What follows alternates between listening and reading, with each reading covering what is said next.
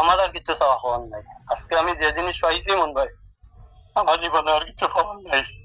আরটিভির সাথে কথা বলার সময়ে এভাবেই কান্নায় ভেঙে পড়েন জাতীয় দলের স্পিনার নাসুম আহমেদ।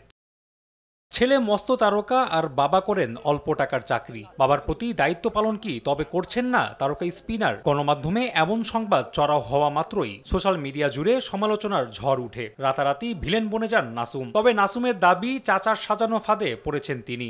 ঘটনাটা ঘটাইছে আমার চাচা। এই চাচা এসে আমার ঘরে এইসব বলতো, আমার বউরে আমি এইরকম পিটে আসছি, আমার ছেলের বউরে এইরকম করি ওইরকম করি, এগুলো বইলে আমার ভালো মা বাপরে একটু। 2021 সালে করোনার সময় নিজ মাকে হারান নাসুম। এরপরই চাচার প্ররোচনায় আবারও বাবার সাথে সম্পর্ক ছেদ হয় তার। আসতে থাকে সম্মানহানির হুমকি। উনি এমন কোনো কাজ বাকি নেই যে আমাকে অপমান করার জন্য উনি করে না। উনি রিস্টা পর্যন্ত চালাইছে যে মানুষ দেখবে আমাকে নিয়ে নিউজ হবে, এই হবে সেই হবে, কিছুই হয় নাই।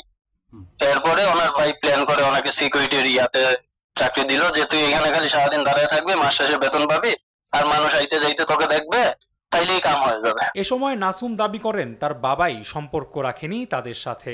আমি সবচেয়ে খুশি হইতাম আমার বাপ যদি একটাবার আমাকে বলতো যে আমার এইভাবে হচ্ছে না, আমাকে ওইভাবে করে দেয়, আমি অবশ্যই দিতাম ভাই।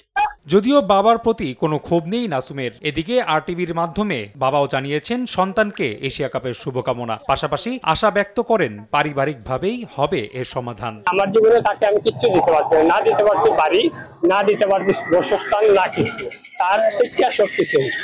রাফি আমিন, আরটিভি।